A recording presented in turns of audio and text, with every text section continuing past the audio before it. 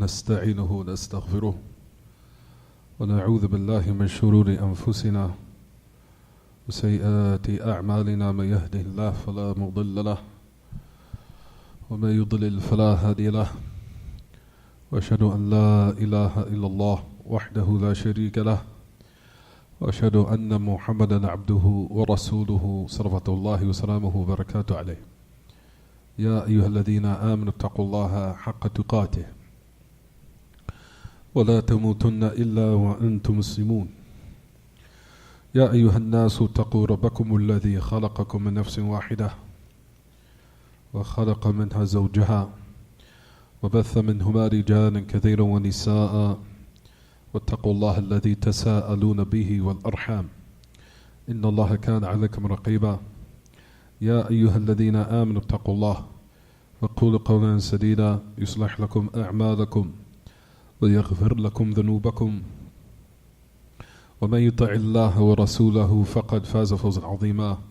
أما بعد، فإن خير الكلام كلام الله، وأحسن هدي هدي محمد صلى الله عليه وسلم، وشر الأمور محدثاتها، وكل محدثة بدعة، وكل بدعة ضلالة، وكل ضلالة في النار.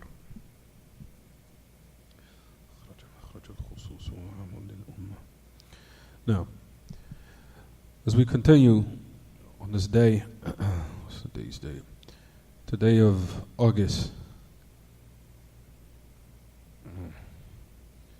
the 29th, Wednesday, August the 29th, 7:06, 2018, which agrees with the Hijri calendar, as we know. On the Hijri calendar, which is still the month of the Hijjah, rather it's the 17th of the Hijjah, 1439, after the Hijrah of Mustafa alayhi salatu wassalam. We continue in our lesson of Kitaab At-Tawheed, and we continue in the chapter of Bab min ash-shirki yastaghitha bi ghayrillah. The chapter of polytheism is to seek what they call, or the worship which is called istighatha. Istighatha. And we said that the meaning of istighatha is talab al-ghawth, is to seek that relief in times of severe stress and adversity, or when a person has given up all the ways in which to save himself, whether it be in times where one is about to lose his life, or in a particular circumstance that he's in, and he's lost all hope or all the different types of resources to save him and give him salvation, and he resorts to not to turn to anyone except Allah subhanahu wa ta'ala. So when he turns to Allah wa ta'ala in those very strenuous, adverse situations which are very extremely difficult, this is called istighatha, where he's seeking relief. And for us just to be concise, or to summarize everything, this type of dua is called du'a'ul makroob. Du'a'ul makroob, the supplication or the invocation of the one who's in a state of adversity, or in a severe stress, or circumstance where he has lost all hope in his resources to aid him, or to give him survival, or to survive, have been lost. And as a result of it, he only turns towards Allah Ta'ala to save him, to give him that relief from that severe, extreme circumstance that he's in. We were talking about, as the great Imam, Shaykh Muhammad ibn Abdul Wahhab rahimahullah, that he put in the chapter, this type of worship. As we said, al-istighatha is a type of dua also, as we have said in last class. As istighatha is a type of dua. As I mentioned just a couple of seconds ago, I said istighatha is du'a'ul makroob. It's the invocation or the supplication of the one who's in a state of severe adversity. That is called, or that type of dua is called istighatha, seeking that relief. As we know, the great Imam rahimahullah, in every chapter when he writes a heading, Bab, for example, Bab min ash-shirki yastaghitha bi ghayrillah, chapter of from polytheism or of polytheism is to seek that relief, and that is from other than Allah, which is considered a type of polytheism. And then after him writing this chapter or this heading, as we know, he backs his heading up and his title up with evidences and proofs. And this is where we stopped at the ayah, where Allah Ta'ala says in his book, وَلَا تَدْعُ مِن دُونِ اللَّهِ مَا لَا يَنْفَعُكَ وَلَا يُضُرُّكَ فَإِنْ فَعَلْتَ فَإِنَّكَ إِذًا مِنَ الظَّالِمِينَ. Do not invoke besides Allah what does not benefit you nor harm you. For verily, if you do that, then most definitely, hence you will be from the zalimeen, from the oppressors. We said, Ya ma'ashal ikhwat, that the meaning of oppression here is polytheism. That was intended when Allah Ta'ala mentioned this in this ayah or in this verse. What is intended by dhulm, of oppression here, is polytheism. Because there is no dhulm or oppression that is worse than polytheism, as it comes in the ayah, which is in Surah Al-Luqman, as we know, where Allah Ta'ala says in his book, upon the tongue of the great Hakim, Luqman, when he said to his son, Ya bunayya la tushrik billah, inna ash-shirka la dhulmun azim. He said, O my son, do not set up partners with Allah in his worship. Verily, polytheism is a tremendous dhulm. Notice that he mentioned that Luqman al-Hakim, that he mentioned and said, dhulmun azim. That's a tremendous oppression. So that which is intended in this ayah, or the type of oppression which is mentioned here in the ayah, what is intended by it is polytheism.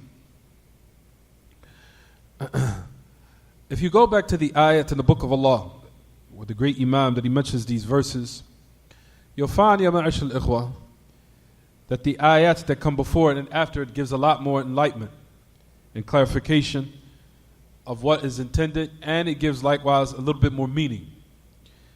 As you go to the book of Allah and go to the Quran, even though what was mentioned in the book is just one verse, but if you go to the Mus'haf itself and return back to the Quran, and you look to the verses after it and before it, or excuse me, before and then after this verse, it gives a lot of clarification, where also it gives a little bit more explanation, making affairs or making what we are mentioning a lot more clear.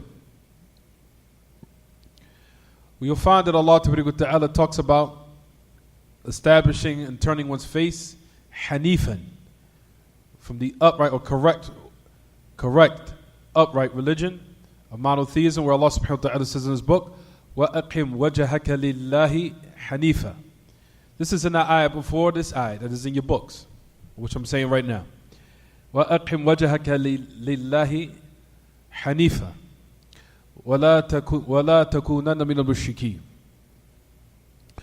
وَلَا تَدْعُ مِن دُونِ اللَّهِ مَا لَا يَنْفَعُكَ وَلَا يَضُرُّكَ فَإِنْ فَعَلْتَ فَإِنَّكَ إِذًا مِنَ الظَّالِمِينَ وَإِنْ يَمْسَسْكَ اللَّهُ بِضُرٍّ فَلَا كَاشِفَ لَهُ إِلَّا هُوَ وَمَنْ يُرِدْكَ بِخَيْرٍ فَلَا رَادَّ لِفَضْلِهِ يُصِيبُ بِهِ مَنْ يَشَاءُ مِنْ عِبَادِهِ وَهُوَ الْغَفُورُ الرَّحِيمُ.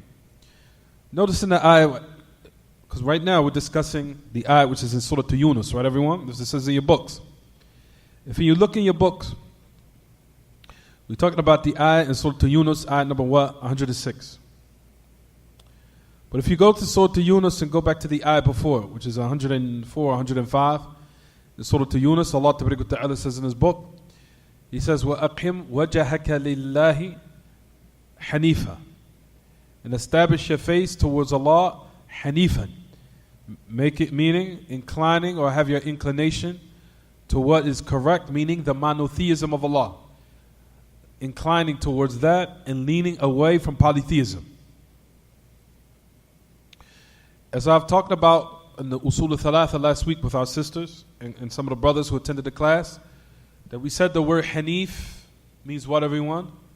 Hanif, that we said it, number one, from the meanings of it, or number one, linguistically, it means al-mail, wal-ma'il.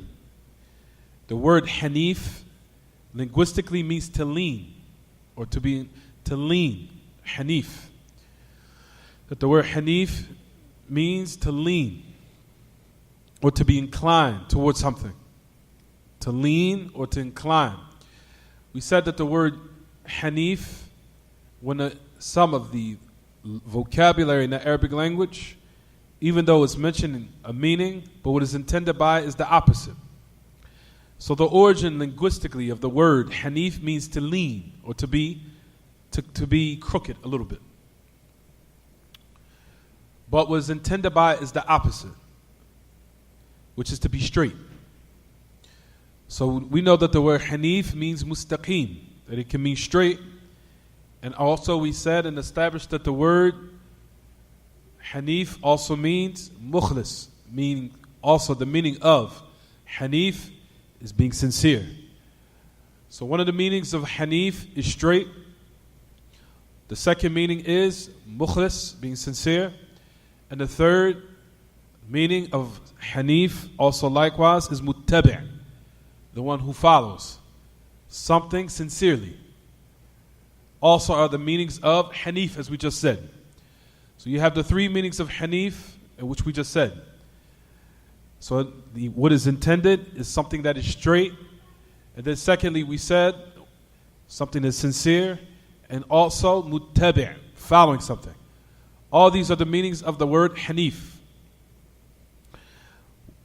Also, likewise, you'll find that Ibn al-Qayyim, rahimahullah, that he mentioned, said that the meaning of Hanif, you'll find, he says, of what people mention, he says, is by the linguistic meaning, no doubt, meaning leaning. However, when we say leaning, meaning leaning towards polytheism and leaning away from polytheism. Leaning towards monotheism and leaning away from polytheism. So that's the meaning of Hanif. And that was the Hanifiyya to Ibrahim. Millah to Ibrahim. Or the way of Ibrahim was the meaning of the word Hanif. So Hanif is comprehensive for all those meanings we mentioned. So number one is what, everyone? As we said, the first meaning of Hanif is mustaqim, meaning straight. Hanif also meaning mukhlis, sincere, and muttabi', and the one who sincerely follows. And if they want to give the linguistic meaning of it, like we said, then we could say the fourth meaning, meaning leaning towards monotheism and leaning away or being inclined away from polytheism. So Allah Ta'ala said that this is the way of Ibrahim, where it says, وَأَقِمْ وَجْهَكَ لِلدِّينِ حَنِيفًا أو لِلَّهِ حَنِيفًا, excuse me. Where it says in the ayah,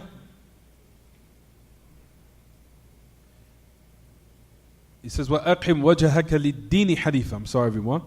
It says, establish your face لِلدِّينِ حَنِيفًا, for the religion, having Hanif, or being Hanif.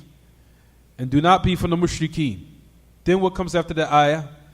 Do not invoke besides Allah what does not benefit you nor harm you. For verily, if you do that, and indeed you will be from the zalimeen. When Allah Ta'ala says zalimeen, like we said, it means the mushrikeen, meaning those who are upon polytheism. So dhulm, oppression here, is shirk. So the meaning of the ayah reads as such, reads like this. Do not invoke besides Allah what will not benefit you nor harm you. And if you do that, then in verily hence you will be from the mushrikeen. You will be from the polytheists. Because there's no one that invokes besides Allah except that he has rendered or nullified his Islam, and he has moved himself from the millah to Ibrahim, from the way of Ibrahim, which is the correct, upright way upon monotheism, and he's put himself in the realm and the darkness of polytheism. So you invoke besides Allah, if you look in your books, saying if you invoke besides Him, and all of the meanings of dua, as we mentioned and said, right, everyone? As I broke down the categories of dua, what did we say last class? That la tad'u, do not invoke, meaning of all the meanings of dua, such as, what did we say, everyone? First meaning of dua al-ibadah and dua al-mas'ala, as we discussed. La tad'u min dunillah, meaning is comprehensive for dua al-ibadah and dua al-mas'ala, the invocation of worship itself and the invocation of asking. All those are only for Allah Ta'ala. And if you do that, where you invoke something that does not benefit you nor harm you, and if you do that, then you will be from the mushrikeen. Then in the ayah after that gives another clarification. Allah Ta'ala says in His book, if Allah wants to touch you with some harm, no one can reject it or no one can remove it except Him. If Allah wants to touch you with some harm, no one can remove it except Him. Meaning any type of test. And this is in the ayah directly of the ayah we just mentioned, Surah Yunus. This is ayah number 107. So right now in your books, everyone, we're talking about the ayah which is in Surah Yunus, ayah number 106. However, look to the ayah that comes right after it, in ayah number 107. Where Allah subhanahu jalla fil ula, وَإِن يَمْسَسْكَ اللَّهُ بِضُرٍّ فَلَا كَاشِفَ لَهُ إِلَّا هُ. If Allah wants to touch you with some harm, meaning if He wants to test you, whether it be in some sickness or something in your family, or some loss of wealth, or some type of test in your health, or some type of test in something that is dear to you, or something that is valuable to you, or what have you, no one can remove it except Him. And if Allah wants to touch you or give you, if He wants. Now look to the ayah. I want everyone to look closely to the ayah. Notice Allah Ta'ala use certain words in this ayah. And I want everybody to concentrate and focus. If Allah wants to touch you with some harm, then no one can remove it except Him. He said touch you. Then Allah used another wording. So notice in regards to what is harm or what we deem to be evil, Allah used the word touch. Then Allah subhanahu wa ta'ala says, وَإِن يُرِدْكَ بِخَيْرٍ فَلَا رَادَّ لِفَضْلِهِ. And if He wants for you good, then no one can repel it, or there's no one that can repel His virtue or His bounty or His blessing. He says, يُصِيبُ بِهِ مَن يَشَاءُ مِنْ عِبَادِهِ وَهُوَ الْغَفُورُ الرَّحِيمُ. He says He causes it to reach whom He wills of His servants, and to touch, of course, also likewise, whom He wills of His ibad, of His servants, and He is Ghafurur Rahim. So notice Allah Ta'ala in this ayah, in regards to what is harm or evil, notice it did not say if Allah wants for you evil, or if Allah wants for you harm. Allah Ta'ala didn't use the word what? He didn't use the word if He wants for you harm. He used the word if He wants to touch you with some what? With some harm. We noticed, ya ma'ashal ikhwas, we talked about in a lot of lessons, that Allah Ta'ala, evil is not ascribed to Him. And these are from the proofs and evidences that show that Allah Ta'ala, that's evil, or anything that we deem of evil is not ascribed to Him. And these are from the evidences and proofs of that, because Allah clearly used in the ayah where He said if He touches you with some harm. And then in the second part of the ayah He says وَإِن يُرِدْكَ بِخَيْرٍ, and if He wants for you good. So notice that the words or the expression of what was used in regard to what was evil, it was not said or mentioned in the ayah if Allah wants for you what? Harm. Allah did not say that. He said if He wants to touch you with some what? Some harm. It's not in your book. So in regards to what we're saying, for the ayah in which Allah Ta'ala uses specific words for reasons, and which was mentioned in the book of Allah here, that when we mentioned and said, pay attention everyone, stop being distracted, that we said if Allah wants to touch you with some type of what? Some type of good, which is to clearly show that Allah Ta'ala, evil is not ascribed to Him. Why He used, this is the reason why Allah Ta'ala used the word touch you with some type of what? Harm.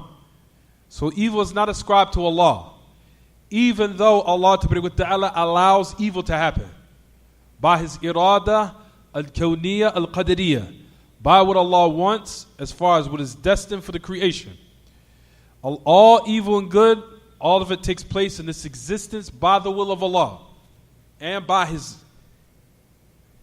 permission and by what He's predetermined and destined for the creation. Allah allows it to happen. All of it is under His command and under His domination. He, Tabaraka wa Ta'ala, is the ultimate administrator of all the affairs that takes place in this existence, whether it be generally throughout the world in this existence or specifically individually in our lives. Allah ultimately is in charge of all those affairs, of good and evil, of what we deem as human beings to be as such. However, like we mentioned and said, however, evil is not ascribed to Him, as we mentioned and said, due to the fact that Allah has clearly said in this ayat, which is in Surah Yunus, what everyone? That if He wants to touch you with some type of good. And then Allah Ta'ala used the second part of the ayat where He mentioned and said, what everyone? If He wants for you good. I'm sorry, if he wants to touch you with some type of harm. Then in the second part it says, another wording. What does it say? If He wants for you good. So that's the reason, or that's the hikmah behind why everyone, when Allah Ta'ala, in regards to Himself, of when the creation tries to ascribe to Him evil, that is a notion that is rejected. It's not ascribed to Him evil whatsoever. Everything that Allah Ta'ala allows to happen of good and evil, that He allows to happen, even though it's at the same time it's not ascribed to Him, all of those affairs happen by His domination and by His will, no doubt. But at the same time, it's not ascribed to Him evil, because everything Allah subhanahu wa ta'ala allows to happen in this existence has, or is coupled behind it, or coupled along with it, some type of wisdom. Allah does not allow anything to happen in this existence except it was some type of wisdom behind it, of why Allah allowed it to happen. Even though we deem it to be what? Evil.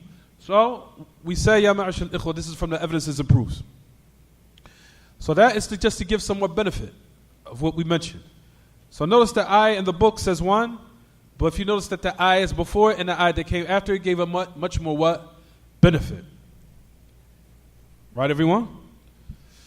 طيب. Allah Ta'ala mentioned in the middle of the ayah, which is in your books, where it says, do not invoke besides Him what does not benefit you, nor harm you. Right, everyone? This is what we was discussing last class. Allah Ta'ala mentions in this book that which does not harm you, nor benefit, what does not benefit you, nor harm you. We talked about that is from the qawa'id al-usuliyah of the affairs of what they call qawa'id al-usul al-fiqh, based upon what the great Imam al-Shaykh Muhammad Amin al-Shinqiti, Sahib al-Adwa al-Bayan, the Mufassir al-Usuli, the great Imam, who died approximately about 30 years ago, rahimahullah. As you'll find that he mentioned about this ayah, as we talked about before, these are from the examples of what they call, from the wordings in the Quran, that is mentioned, that what is called sifatun kashifa. Sifatun kashifa, as we said last class, is in bringing, or was mentioned, or a wording in the Quran which puts emphasis on something. But there's no what they call mukhalafatul mafhum. There's no opposing meaning to the ayah of what a person would think was the opposite of it. What do we mean by that? Allah Ta'ala says in His book, do not invoke besides Him what does not benefit you nor what? Harm you. What a person will extract from what they call mafhum al-mukhalafa. What is the opposing meaning of the ayah is, tayyib, if the thing does benefit me, or it can remove some type of harm, or even might harm me, that means it justifies for me to what? To worship that thing or that deity. We said this type of meaning is not what? It's not applied here. Why is it? Because of what we mentioned here, that is called sifatun kashifa. Sifatun kashifa meaning that it was brought only to put emphasis, not for it to want to extract another understanding of what opposes what was mentioned in the ayah. That ayah or that type of understanding is not applied here. Allah Ta'ala mentioned this in order to put emphasis and to clarify what is the state of affairs, meaning what takes place in this existence and in this world. Meaning that anything you invoke besides Allah subhanahu wa ta'ala, it doesn't matter whether it's from the sun, the moon, the stars, Buddha, Jesus the son of Mary, no matter who it is or what it is from the creation, none of them can what? Benefit you, nor none of them can what? Harm you. None of them. That's the reality. And Allah is laying this affair down and putting emphasis on it. Not because of the opposite of what a person would extract from the ayah is saying, for example, like we said a couple of minutes ago, where if a person will what? A person who has a sick type of understanding or some type of ignorance would say from the ayah, what was mentioned here is that what does not benefit me nor harm me. And as I said last class, what everyone, a person could come from church and say to you, for example, Jesus, I invoked him and he answered me. My life is going now, just turn it towards a different direction. I prayed to him, my life changed. A person who's a Buddhist will come to you. I invoke Buddha and my life changed. I invoke the sun, my life changed. It's now turning towards a different direction, and things are now working for me in a better way, and my life is now going in a different direction. I invoke Jesus, the son of Mary, my life changed. I invoke Buddha, my life changed. I invoke Muhammad, even some of the Muslims out of their ignorance. I invoke Muhammad ﷺ, my life changed. So you mean to tell me that these things are not beneficial? My whole life went into a whole different direction when I made dua to these people, or to these things. As we talked about last class, Allah Ta'ala has laid down in His book that when the people or the polytheists do this, when they invoke besides Allah, He Ta'ala answers it in reality. So when a Buddhist calls on Buddha and they see that their prayer, what they was asking, is answered, or they called, or the Christians call on Isa ibn Maryam, and they seen that their invocation was answered, or when a person worshiped the sun and seen that his invocation was answered, Allah Ta'ala already said in His book, He's the one that answers it. He answered it for them as a trial and a test in order to what? Make them go further and further astray and deeper in their misguidance. As Allah Ta'ala says in His book, فَذَرْنِي وَمَنْ يُكَذِّبُ بِهَذَا الْحَدِيثِ سَنَسْتَدْرِجُهُمْ مِنْ حَيْثُ لَا يَعْلَمُونَ وَأُمْلِي لَهُمْ إِنَّ كَيْدِي مَتِينٌ. As Allah Ta'ala says in the book, leave me with those who belie this hadith, meaning this speech of the Quran. I will set them up with a trap that they do not perceive, and I will give them what they want.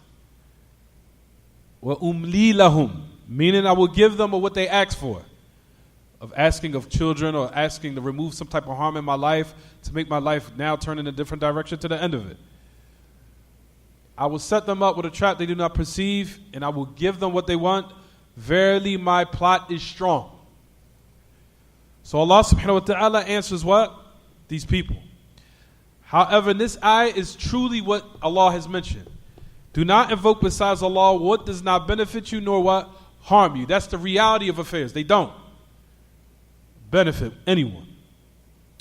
This type of wording is like we talked about and explained last class. What everyone? Sifatun kashifa. La mafhuma laha. This is something that was brought for emphasis. And it was brought in order to clarify what is the true reality of the matter. Not in order to extract another understanding from the ayah which opposes the ayah.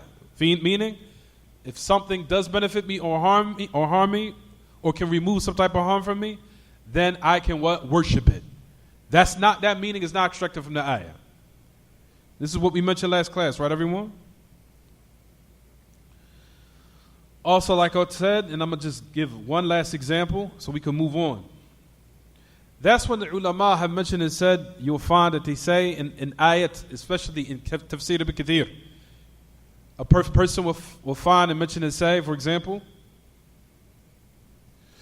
as Ibn Kathir mentioned his tafsir, خرج مخرج الغالب, or خرج مخرج لأجل بيان الواقع, or خرج مخرج دليل الخطاب, or something to that effect, or what they call عدم مخالفة المفهوم.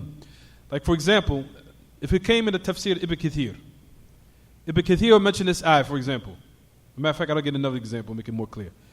For example, the ayah that we mentioned last class, Allah subhanahu wa ta'ala says in His book, verily my Lord, إنما حرم ربي الفواحش ما ظهر منها وما بطن والإثم والبغي بغير الحق وأن تشركوا بالله ما لم ينزل به سلطانا وأن تقولوا على الله مَا لَا تَعْلَمُونَ. The ayah. Well, Allah subhanahu wa ta'ala says in His book, verily my Lord has made and declared unlawful, abominable acts which are done with the private part. Meaning from fornication or adultery or homosexuality or what is done with animals as they do now. All those different things, all those acts or abominable acts with the private part are unlawful. Allah Ta'ala says, verily my Lord has made unlawful, abominable acts with the private part. That which is done openly and secretly. And sin and injustice or oppression without due right. And that you set up partners with Allah in what He has sent down, in which He has not sent down any authority. And that you say upon Allah that which you have no knowledge of. This ayah, as we said last class, contains two types of what they call sifatun kashifa. Tayyib, this ayah now, if you was to make and research this ayah and go back to Tafsir Ibn Kathir right now, you'll go back to the tafsir and the commentary of this ayah, and Ibn Kathir will probably, for example, mention the say in this part where it says, and that Allah has made unlawful what is done openly and secret, and sin and injustice without due right. What a person might extract from this ayat is what, everyone? If he says injustice without due right, a person right now in his mind would think, so there has to be some type of what? Injustice which is justifiable, or what is in due right. That type of meaning is not applied here in this ayah. Rather, you'll find that Ibn Kathir will mention and say, kharaja makhraj al-khusus, or kharaja, for example, dalil al-khitab, or what they call sifatun kashifa. He'll mention that in the tafsir of the ayah, meaning that there's no understanding of what will be the opposing meaning of the ayah, of that particular wording. Meaning there's no such thing as justifiable oppression. That's not what's understood from the ayah. What is understood from the ayah is that Allah is putting emphasis on the affair and clarifying the matter and clarifying the reality of this matter and putting emphasis. Meaning that there's no oppression that is what? Justifiable. All oppression is unjustifiable. There's no exception to the rule. However, when he said without due right, meaning to put emphasis on it and to bring more clarification. That's all. Not to say that there's such thing as what? Oppression which is done in due right. That doesn't exist. Is it clear what I'm saying? That's the reason why you'll find that Ibn Kathir mentions that in his tafsir. He will say, for example, خَرَجَ مَخْرَجْ الصِّفَةِ الْكَاشِفَةِ لَا مَفْهُومَ لَهَا. He'll mention that in his tafsir. You say, for example, that this type of wording here without due right is called sifatun kashifa. Sifatun kashifa. Sifatun kashifa, or it's a characteristic of giving more explanation, more emphasis. There's no opposing understanding to the ayah, or that wording, of that wording. Is it clear what I'm saying so far, everyone? Also, likewise, Allah Ta'ala says in the same ayah, as we mentioned it, He says, مَا لَمْ أُنَزِّلْ بِهِ سُلْطَانًا. He says, and that set up partners in which Allah did not send any authority down. You'll find that some people will say, طيب, if there was some authority that was sent down, then it's permissible for me now to set up partners with Allah. That's not what's understood from the ayah also. Now Allah Ta'ala is just putting more emphasis that there's nothing of polytheism in which, without any exception, that Allah did send some of that authority down for it to justify it. It doesn't exist. All of it is what? Unlawful. However, when Allah subhanahu wa ta'ala mentions in the ayah here where it says that He did not send the authority down, that is what's mentioned here to bring emphasis and to clarify the state of affairs, no more, no less. Is it clear what I'm saying, everyone? طيب, you'll also find that was what we mentioned is called here sifatun kashifa. It's clear, right, everyone? There's another meaning of the word sifatun kashifa, where you'll find that some of Ahl Ilm, what they call it, mentioned, they call it dalil al-khitab. Dalil al-khitab. Dalil al-khitab. Meaning evidence of what? Of the addressment that was mentioned in the ayah. This just means the same thing, it's just different wording. Let's stick to sifatun kashifa. I don't want to start confusing the people. For right now, we have sifatun kashifa, where we said the opposing meaning is not extracted from the ayah. Is it clear what I'm saying so far, right, everyone? Type. Now I'm going to give another type of what is not extracted, of what a person will understand from the ayah, in the aspect of what they call usulul fiqh, of which is in what they call the origin of fiqh, what is extracted. Tafaddal. Call you there.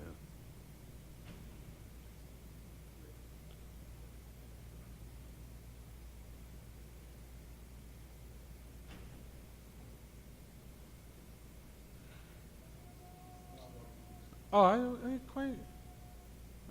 Do I ain't call you there? I didn't know you was crying. I didn't. Yeah, I didn't see you come. شنو لا إله إلا الله.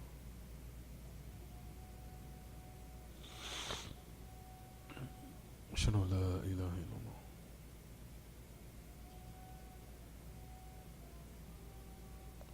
شنو أن محمد رسول الله.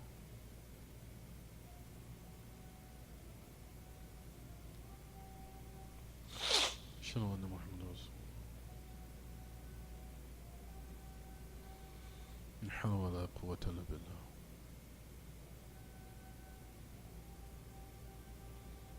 لا حول ولا قوة إلا بالله.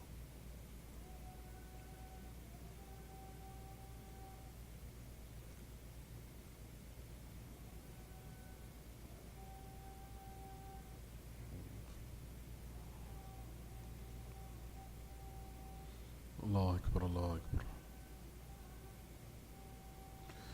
اللهم رب هذه الدعوة التامة والصلاة القائمة آت محمد الوسيلة والفضيلة وبعث مقام محمود الذي وعدته. طيب, we said, right, everyone, as far as extracting what they call mukhalafa or mafhum al-mukhalafa, a meaning that opposes or what we would extract from the ayah, which is in opposition to what was mentioned, is not applicable in these contexts or these particular ayats, right, everyone? Is it clear what I'm saying? طيب, there's other ayats similar to what we mentioned. Likewise, we cannot apply what they call mafhum al-mukhalafa. We cannot apply a meaning that is also the opposite of what is understood from the ayah. There's another type in which you'll find that the ulama mentioned, which is called what they call kharaja makhraj al-ghalib. For example, if you go back to the ayah where Allah subhanahu wa ta'ala says in his book, of course when we was mentioned in the ayah, which was when Allah ta'ala was laying the list of who is impermissible for us to marry. Allah ta'ala mentions in his book, of course we know about our mothers, our sisters, our aunts, the mothers of our wives, to the end of it, the sisters of our wives, our paternal aunts, our maternal aunt, to the end of it, right, everyone? طيب, Allah ta'ala also gave details. For example, of course we know we can't marry the wives or the wives who our fathers were married to, all those other things in which Allah subhanahu wa ta'ala has mentioned that we cannot marry. طيب, you have now in the ayah where Allah ta'ala mentions, for example, one's stepdaughter, where Allah subhanahu wa ta'ala says in his book of who is impermissible to marry, except with the exception, he says, allati fi hujurikum min nisa'ikum wa raba'ikum allati fi hujurikum min nisa'ikum. Allah subhanahu wa ta'ala says in his book, he says, ya rabiba. Rabiba means a child who, for example, you marry a sister, she has children. That particular, her daughter now is what you call your rabiba. She's your stepdaughter. Is it clear what I'm saying? What's the meaning of a rabiba? طيب, Allah ta'ala gives details in this regard. If one has now married a mother where she had a child or daughter, if you made the marriage contract with her, of course we know, and you did not consummate or enter the mother, or did not consummate with the mother, it's still permissible for you to marry the daughter. If you did not consummate with the mother. Is it clear what I'm saying? If you consummated with the mother, then it's unlawful for you to marry that child forever. Forever. Even if you divorced her. You can never marry her again. Oh, you can never marry, you cannot marry her daughter ever, You can never marry her daughter. طيب. Allah subhanahu wa ta'ala in the same context in the ayah had mentioned and said, وَرَبَائِبُكُمُ اللَّاتِي فِي حُجُورِكُم. Your raba'ib, or those stepdaughters, which has been brought up underneath you, meaning in your quarters or your living quarters, which is underneath, meaning those who are raised underneath your watch or your care or what have you. Fine. The last part, this is what I want to mention, which is called, as Ibn Kathir, if you go back to Tafsir, he says, kharaja makhraj al-ghalib. That this ayah where it says, the stepdaughters which was brought up under your care or your watch or whatever, literally means those who were brought up or cultivated on your hijr, in your living place of living. The general hukum, or the general ruling in regards to the stepdaughters, once the intimacy takes place with the mother, then what, everyone? The daughter is unlawful forever. Is it clear? طيب. The ayah mentioned says, except those stepdaughters that were brought up underneath you. A person who has mafhum, they would now say, well, I can apply what they call mafhum al-mukhalafa, the opposite of the meaning. Meaning, if they were not raised in where I was living or up under the same father, or if they were not raised or they were not cultivated underneath me or brought up under my watchful care, it's halal for me to marry her. That's the mukhalafatul mafhum, or the opposing meaning of the ayah, based upon what was mentioned here. That's how a person will what? Understand it, who has some ignorance as far as understanding the ayat. They would try to take the opposite meaning of it and say, no, see, Allah only mentioned that those women or those little girls that were brought up underneath my what? My care, or underneath my living quarters, or underneath my nurturing and my cultivation. So they would now say what? It's permissible for me to what? Marry, because she didn't live with me, she wasn't brought up under my what? My care, I never watched her in anything. No. Allah subhanahu wa ta'ala is just mentioning here of what takes place in most cases. But there's no opposing meaning of the ayah.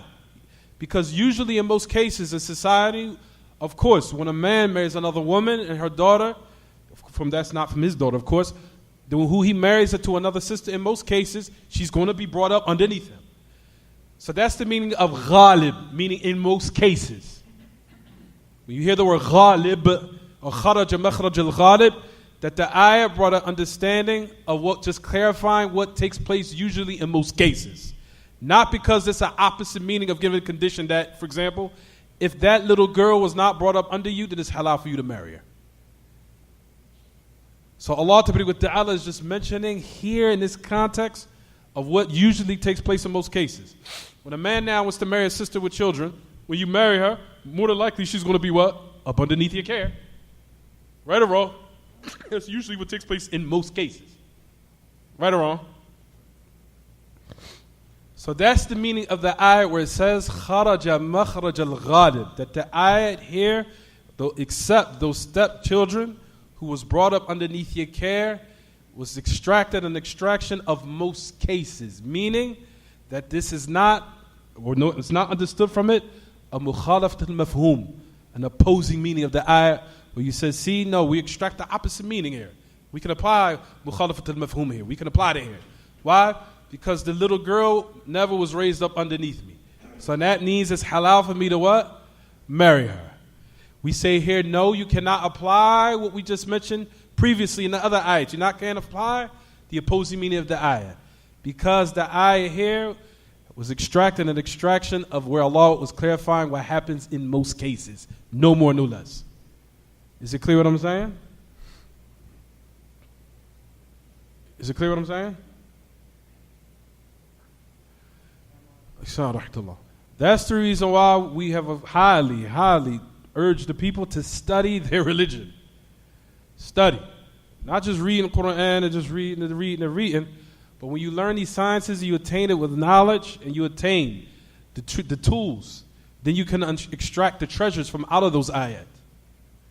But when you don't have those tools, it's just reading it just to read. It's just a reading. And it's usually places, you're just reading it, and then sometimes you even get misunderstanding from certain ayats, and that's what happened to the devious sect of the Khawarij, where they started killing and causing mass hysteria in society based upon reading ayat and not attaining it from the proper sources and the proper people, which came as a result of it, what, everyone?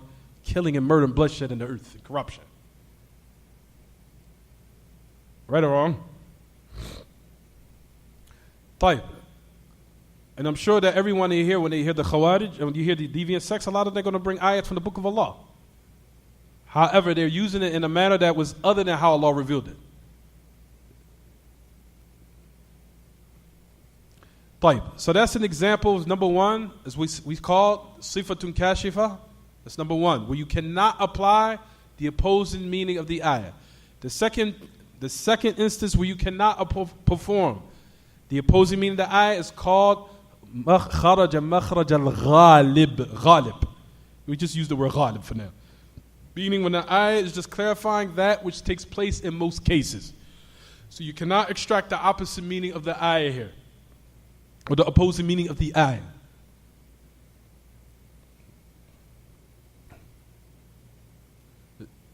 Is it clear what I'm saying?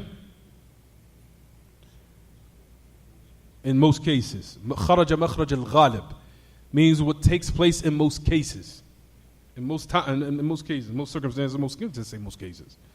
خرج مخرج الغالب.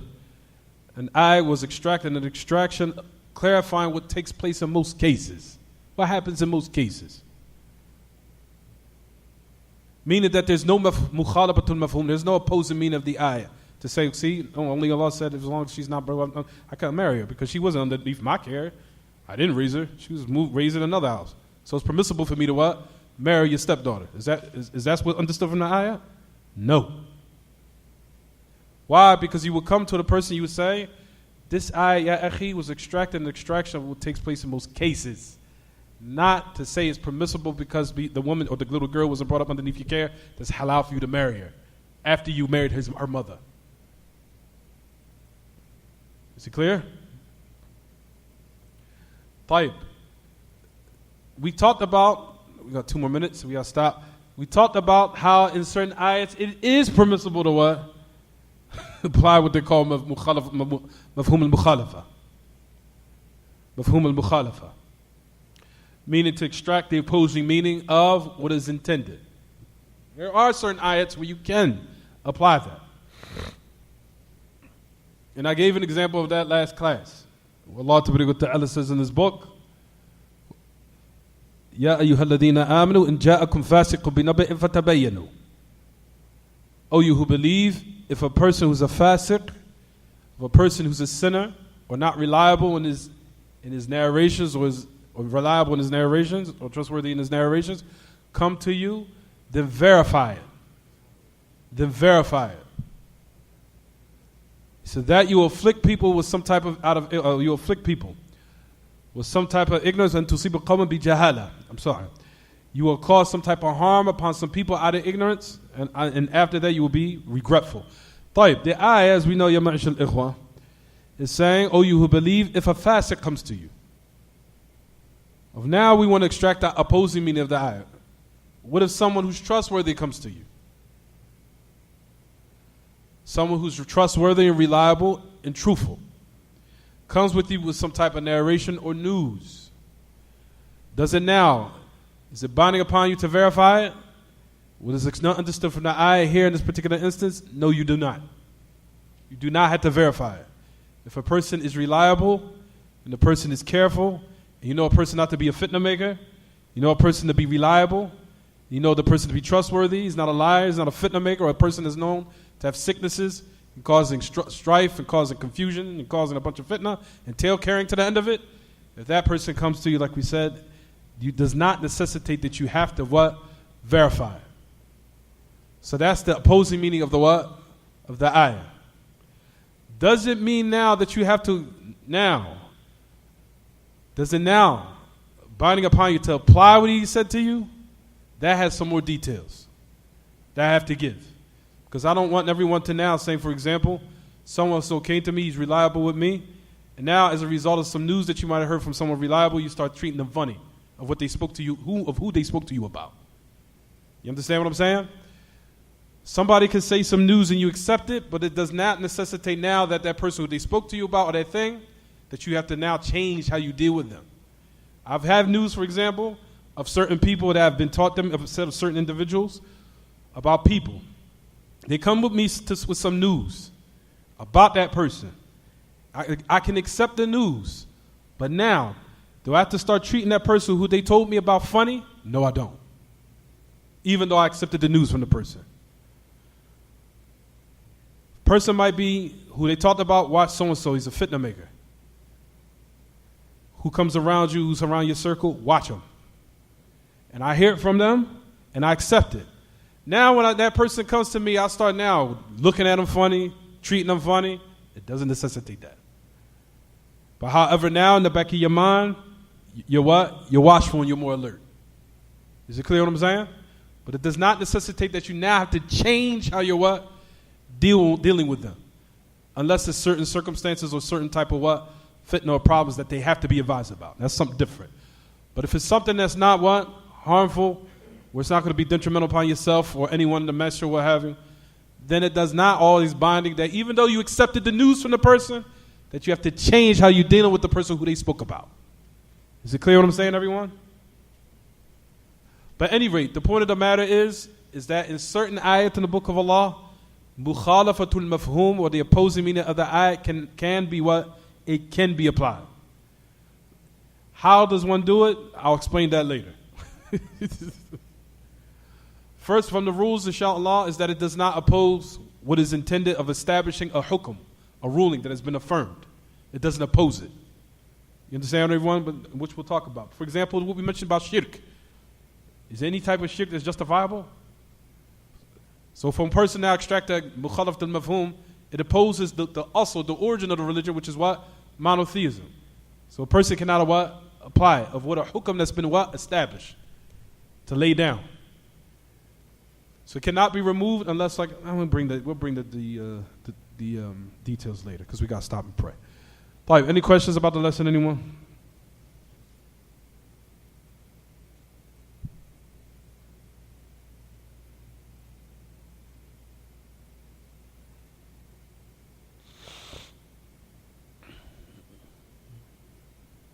Any questions? طيب هذا صلى الله وسلم وبارك على نبينا محمد وعلى آله وصحبه. سبحانك اللهم وبحمدك أشهد أن لا إله إلا أنت أستغفرك وأتوب إليك.